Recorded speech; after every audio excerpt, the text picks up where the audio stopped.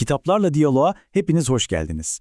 Bugün masamızda öyle bir kitap var ki Şermin Yaşar'dan Lo.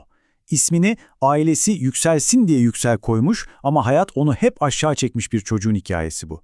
Gelin duyulmayan bu sesin peşine birlikte düşelim. Ve işte o ses, kahramanımız Lo.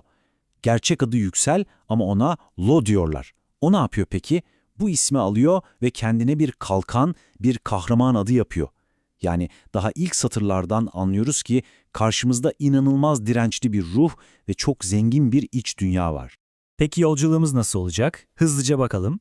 Önce Lo'nun çadırda doğan bir kahraman oluşunu ve okul hayalini göreceğiz. Sonra karşısındaki en büyük engel olan Çavuş'un dünyasına gireceğiz.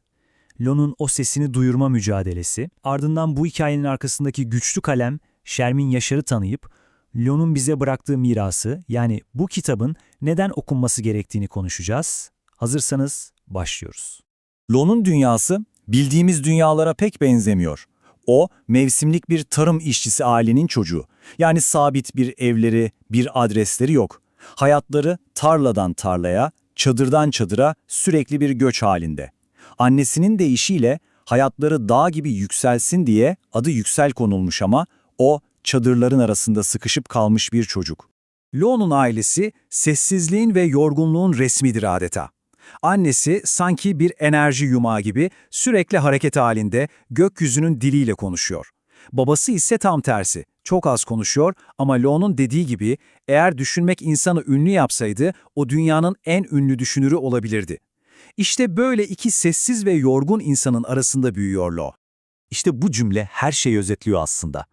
Lo kendi kimliğini o kadar net tanımlıyor ki, diyor ki biz çiftçi değiliz çünkü kendi toprağımız yok.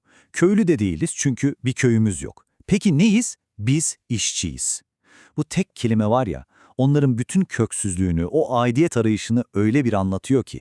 Ve şimdi hikayenin tam kalbine, Lo'yu Lo yapan o büyük tutkuya geliyoruz. Onu o çadırda, o tarlalarda ayakta tutan tek bir şey var, okula gitme hayali. Ama bu sadece bir istek değil, inanın bana, bu onun için bir varoluş mücadelesi. İşin güzel tarafı ne biliyor musunuz?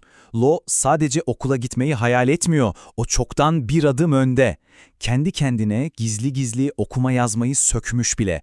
Elinde tek bir değerli kitabı var, onu herkesten saklıyor. Kurduğu bir hayal var. Okulun ilk günü ailesine bu büyük sürprizi yapacak ve annesinden o sihirli cümleyi duyacak. Benim akıllı oğlum. Ne kadar masum, ne kadar güçlü bir hayal.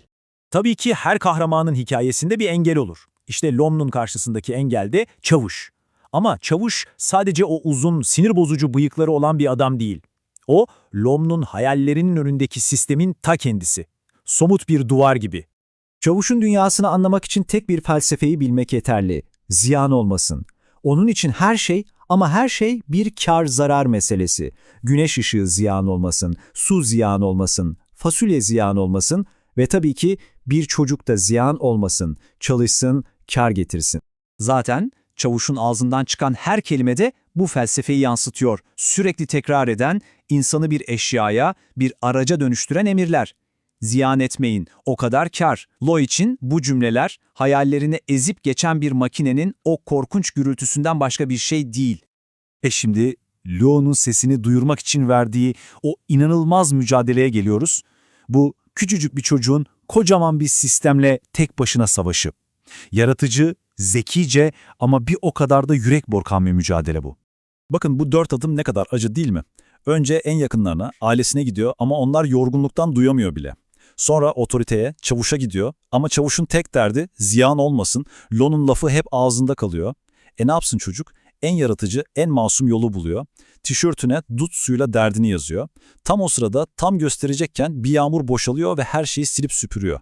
Her kapı yüzüne kapanıyor resmen. Her deneme bir öncekinden daha büyük bir hayal kırıklığı. İşte burası kırılma anı.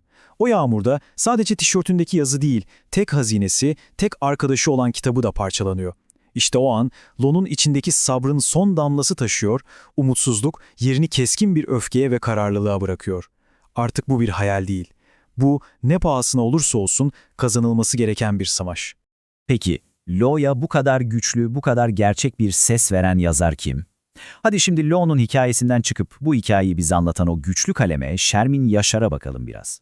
Şermin Yaşar'ı pek çoğumuz oyuncu anne olarak ya da Dedemin Bakkalı gibi harika çocuk kitaplarıyla tanıyoruz. Ama o bundan çok daha fazlası. Ankara'da kelimelere hayat veren muhteşem bir kelime müzesi kurdu. Ve Deli Tarla isimli öykü kitabıyla da Said Faik gibi çok prestijli bir ödülün sahibi oldu.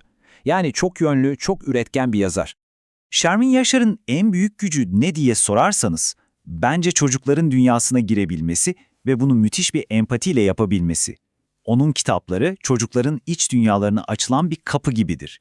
Aile içindeki o konuşulmayanları, duyulmayan sesleri ve görülmeyen duyguları o kadar güzel işler ki, Lo da işte bu misyonun en dokunaklı örneklerinden biri.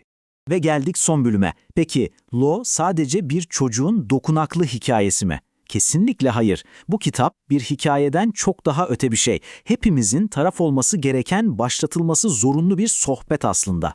Çünkü bu kitap toplum olarak çoğu zaman görmeyi tercih etmediğimiz hayatlarımızın kıyısında yaşayan mevsimlik işçi ailelerinin gerçekliğine tutulmuş güçlü bir ışık. Şermin Yaşar, Lo karakteri üzerinden o görünmez hayatların, o duyulmamış mücadelelerin onurunu ve hayallerini hepinizin gözü önüne seriyor. Şu basit grafik aslında bütün hikayeyi özetliyor. Lo'nun maddi dünyasına baktığınızda ne var? Sıfır. Kalıcı bir evi yok. Sahip olduğu tek kitap da elinde parçalanıyor. Ama manevi dünyasına işine baktığınızda ne görüyorsunuz? Sayısız, sınırsız, engellenemez hayaller. İşte Lo'nun asıl zenginliği de bu.